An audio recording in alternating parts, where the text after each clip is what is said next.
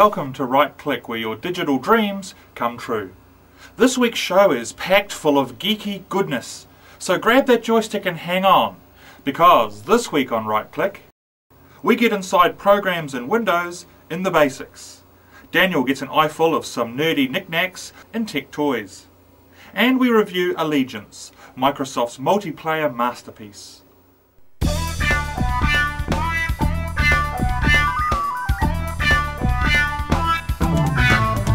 Remember last week we took a look at starting a program. Now most often this is done from the Start menu on your desktop. You can access the Start menu by clicking on the Start button.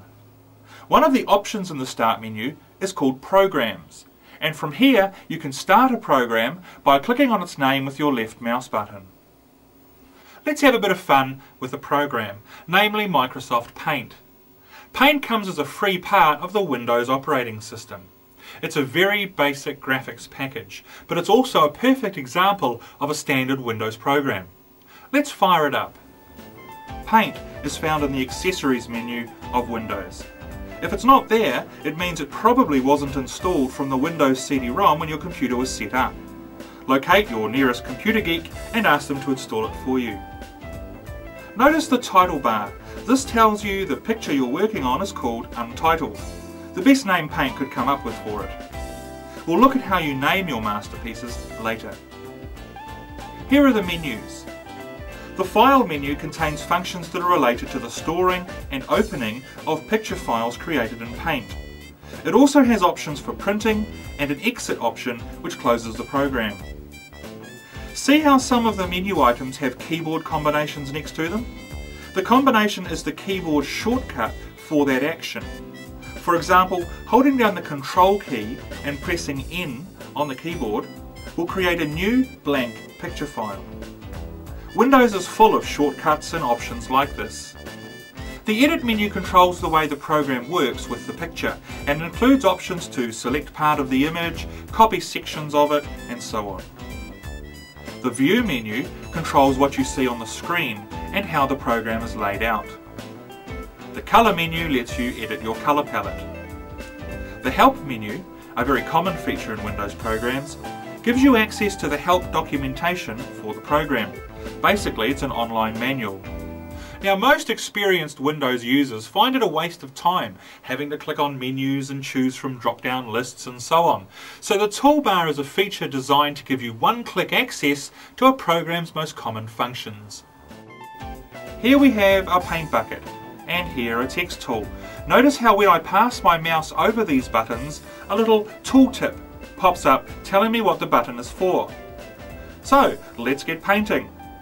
Click on the pencil tool and then click on a colour you would like to use. Place your mouse in the middle of the white work area, the canvas, and with your left mouse button held down, move the mouse around. The excitement is staggering, I know. When you release the pressure on the mouse button, the pen stops drawing. Another example of the way Windows mimics reality. Learning to draw by holding down your mouse button also teaches you the important skill of dragging. You use the same technique to move files and folders or copy data from one program to another. Enough talk, let's get drawing.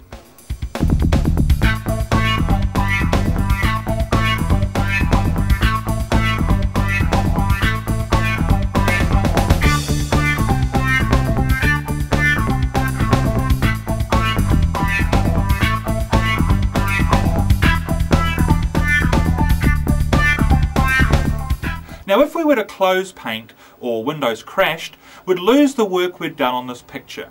That's because Windows is only storing that information in its memory, or RAM. Now saving a file tells Windows to write the information in memory into a file on the hard disk drive. We'll talk about the saving and opening of files later in the series, but for now, here's a preview. The Save As feature is found in the File menu. The Save As box pops up, asking me where on the hard drive I would like to save the file, and what name I would like to give it.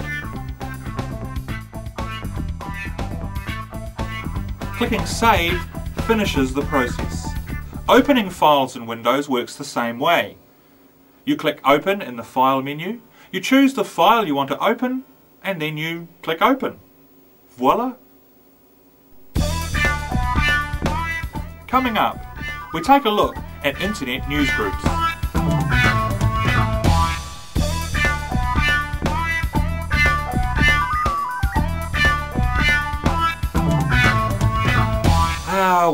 Windows. Or is it Windows folders? There's even a Windows folder. It's very confusing. Now you may have been wondering how you can resize a program or a window or move it to a specific location on your desktop. Remember, Windows can run more than one program at once.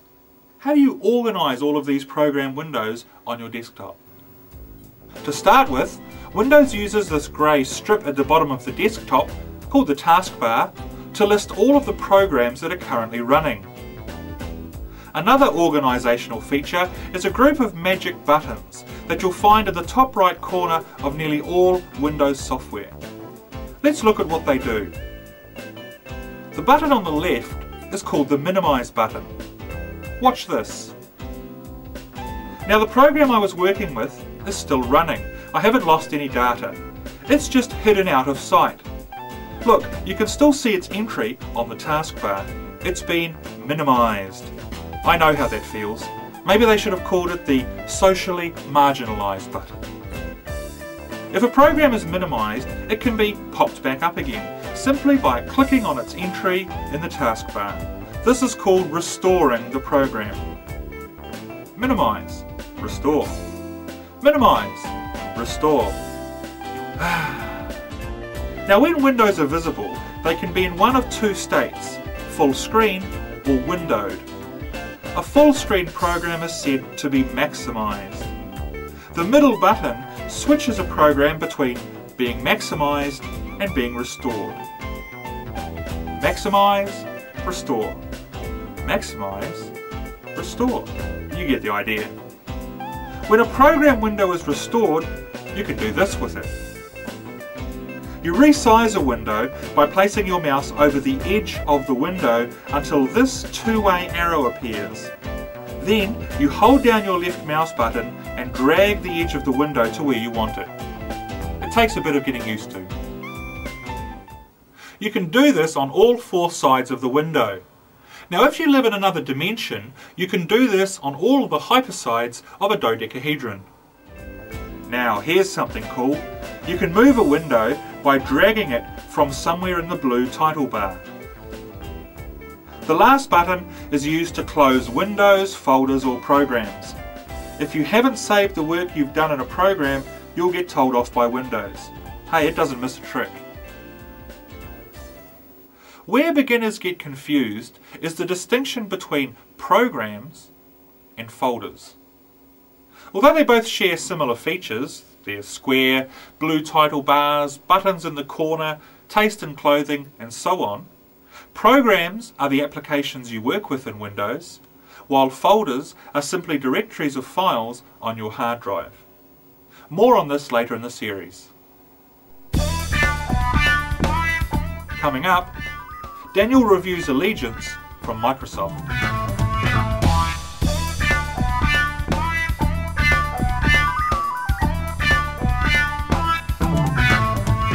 Okay, so you think you've got Windows management sussed. Well, let's take a look at how to manage multiple windows on your desktop.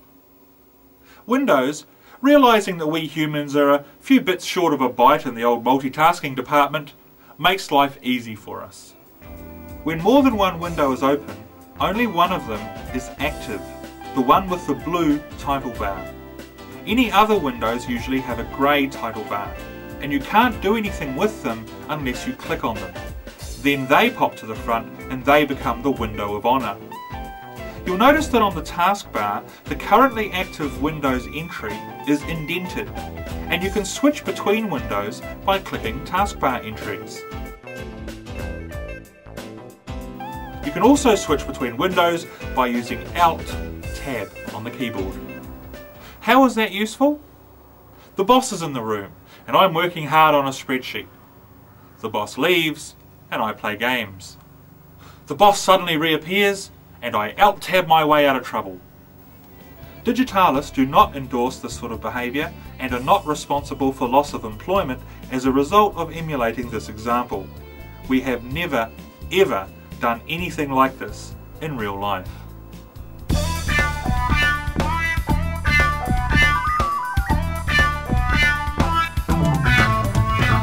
Unlike mailing lists and chats, news groups allow readers to choose which topics they want to read.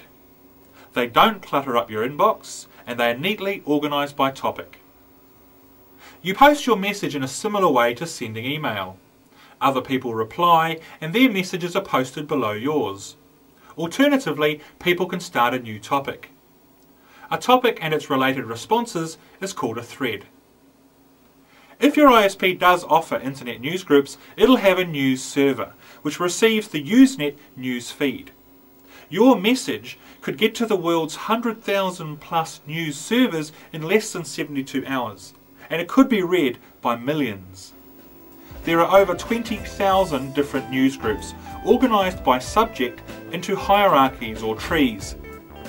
Each subject hierarchy is further broken down into more specific subcategories: Rec Music Jazz, Sci Astro, Sci Bioentomology, and so on. There are also hundreds of alternative hierarchies that are very similar to Usenet groups, but aren't officially part of Usenet. Some are subject-based, like BioNet for biology discussions, K-12 for education, and ALT, which is a hodgepodge of groups ranging from the silly to the serious.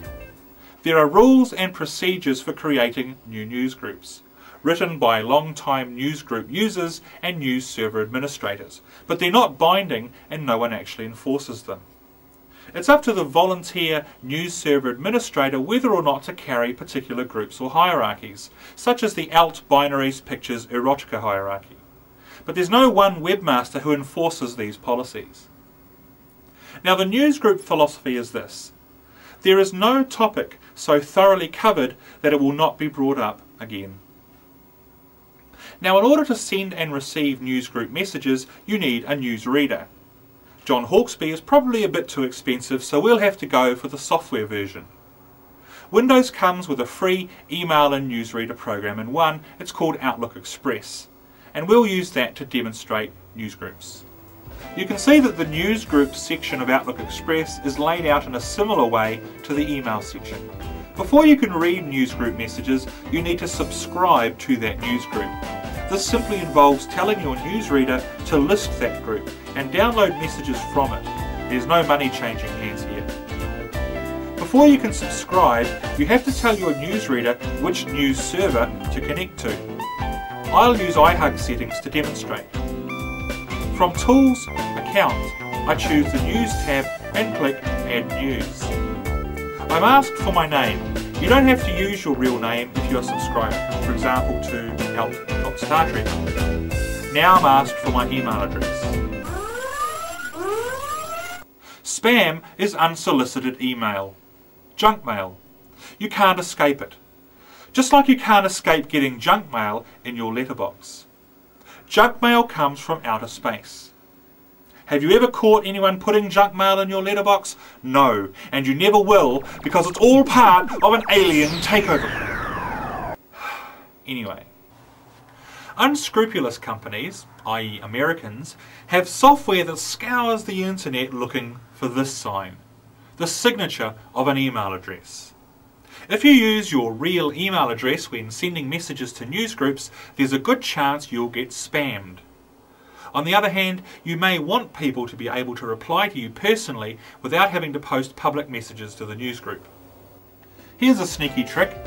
Fool the software by altering your email address in a way that would allow a human to decipher the real one, i.e. right-click-remove at digitalis.co.nz. Remove the word remove. Or right-click at digitalis-.co.nz. Now you have to enter the details of your newsgroup server, which your ISP should provide. I am entering iHug's details here because I hope they will pay us a lot of money for the plug. Once set up, you've got to wait ahead of you, while a list of 20,000 odd available newsgroups downloads. Now's a good time to grab binoculars and start an alien junk mail vigil. Time to subscribe. Outlook Express lets you search for groups and filters the results automatically. Just click subscribe to mark that group. Look at all the Star Trek groups. Taranaki, Rugby, Alt Sex Aliens. What more could you ask for? Click OK and the groups are added to your list. Click a group to see the latest discussion threads. Send a message. Here's some advice. In order to max out their geek factor, newsgroup posters sometimes use acronyms. They might write FYI instead of for your information, or IMHO instead of in my humble opinion. If you say something funny to them, they might come back with LOL, laughing out loud. If it's really funny, you might get ROFL, rolling on the floor laughing. The idea with newsgroups is to do what's called lurking. Spend some time reading the messages, get to know the issues that get raised, the level of competence of the posters, and the average length of messages. You don't want to go barging in there like a newbie or a lamer, or you'll get flamed. Worst of all, you might ask a dumb question and get told to RTFM. Now 3 of those letters stand for read, the and manual. The other one gets this show censored. Messages don't arrive instantly. Because any newsgroup could contain thousands of messages, Outlook only downloads the headers of each message, and normally only the latest 1,000 of those, although you can change the setting. The header is the author, subject and date information of the message. When you click on a header you are interested in, Outlook retrieves the whole message for you, so there's a short delay. It's a good idea to keep an eye on your kids if they're using any news groups or any sort of internet discussion forum. There's a lot of adult material out there, as well as a lot of weirdos. You should teach them, that's the kids not the weirdos, not to give out details such as your name or address to anyone they meet on the internet.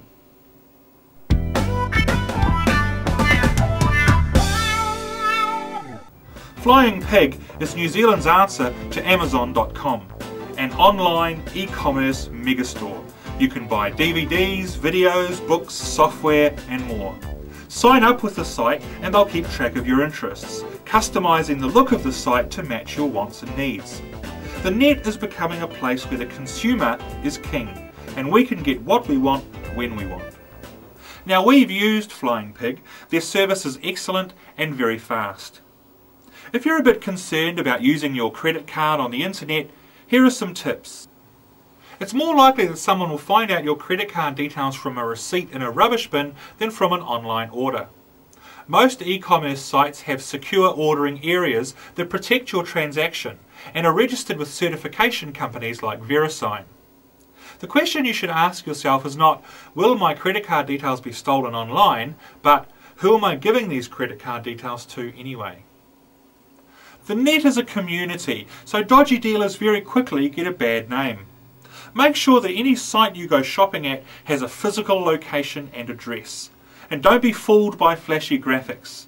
Anyone can whip up a good-looking website with Microsoft Front Page. Talk to people who've used the website before. Coming up, we take a look at working with images in advanced Windows.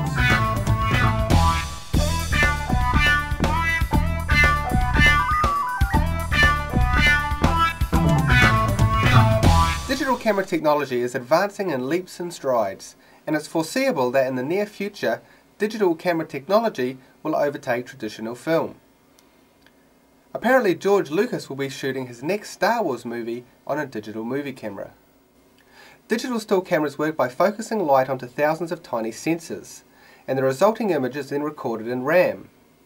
This data can then be transferred to the PC for editing and printing via a memory stick or a floppy disk. High-end consumer digital cameras are still pretty pricey, in the $1,000 range, and the image resolutions aren't terribly high as yet, usually 640 by 480 to 1024 by 768 pixels.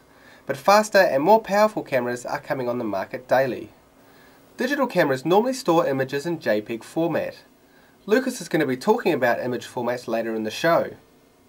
A JPEG is a compressed file, and normally results in a slight loss of quality. But this means you can fit more images on your floppy disk or on your camera's memory stick.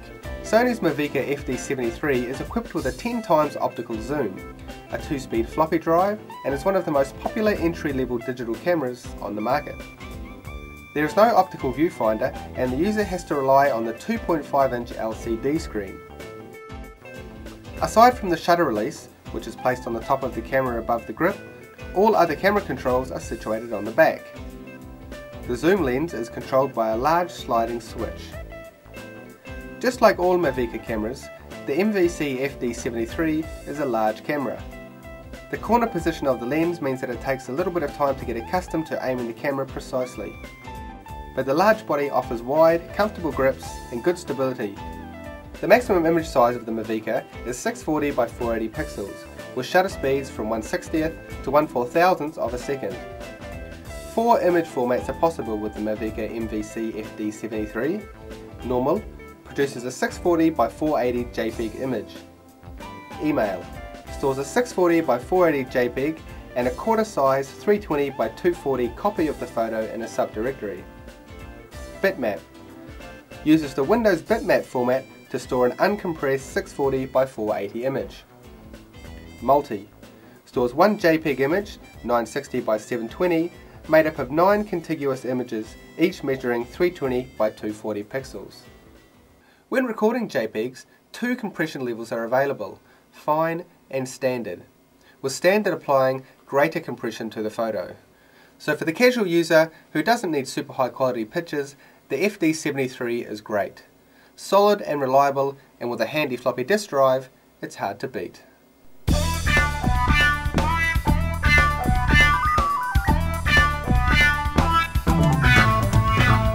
Images can be stored in a dazzling array of different formats. Knowing which format is best suited to which application is a useful skill. BMP. This is the Microsoft Windows bitmap format. Compression is optional but usually turned on. As the name suggests, images are represented as an array of values, representing the colour of each pixel in the image. GIF. Graphics Interchange format is a very efficient and still quite popular picture format. There are 2 flavours of GIF, the old 87 and the newer 89A. 89A adds several extra features like transparency and animation. GIF animations are a very, some would say excessively, popular form of web multimedia. Unfortunately, GIF images can only have 256 colours or 256 shades of grey. GIF images, along with JPEGs, are the standard for web pages. JPEG. The JPEG format can be the most efficient image storage method of all, at a price. The idea of JPEG is that as it compresses the data, it throws some of it away. Technically, this is called lossy compression. You can configure how lossy you want the compression to be. 100% quality is almost exactly as good as the original image, but the file is quite large. 10% quality gives you a very small file but a pretty dodgy image, so you have to strike a balance. JPEG can store up to 24-bit colour. It can also display interlaced like GIFs. This is called a progressive JPEG. JPEG's progressive feature, along with its small size, makes it the most popular web image format. JPEGs, like GIFs, are a data stream format, which means you can view the image before you get all of the data. PNG, the Portable Network Graphics format, pronounced PNG, was created as a free replacement for GIF, whose LZW compression is owned by Unisys. It handles 1 to 48-bit images and is a lossless, well-compressed format like GIF. It still isn't very popular though, although newer web browsers do support it. TGA. The real name for this format is just plain TGA or True Vision file format, but a lot of people call it Targa after the True Vision video card that first used it. It supports 1 to 32-bit images and professional features like an alpha or mask channel, gamma settings and a built-in thumbnail image.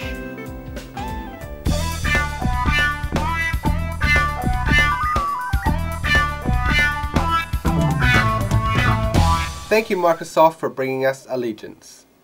The storyline behind Allegiance is very simple.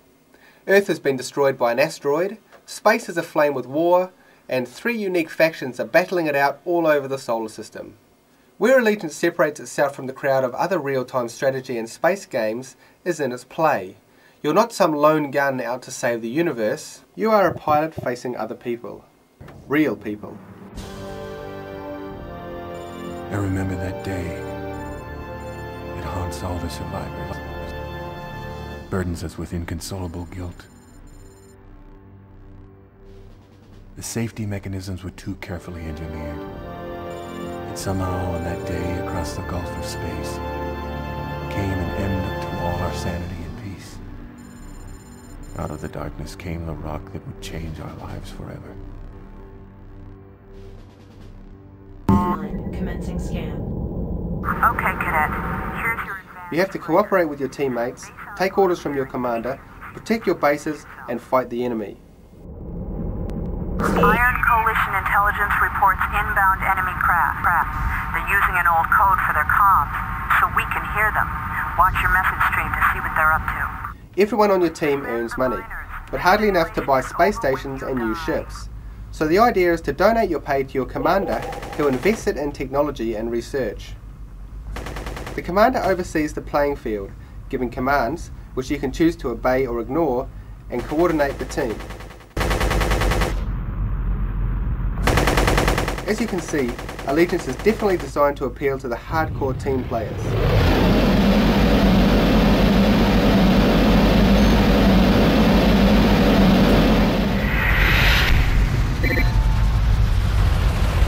A well-organised gang, a squadron, will beat the crap out of a bunch of random heroes.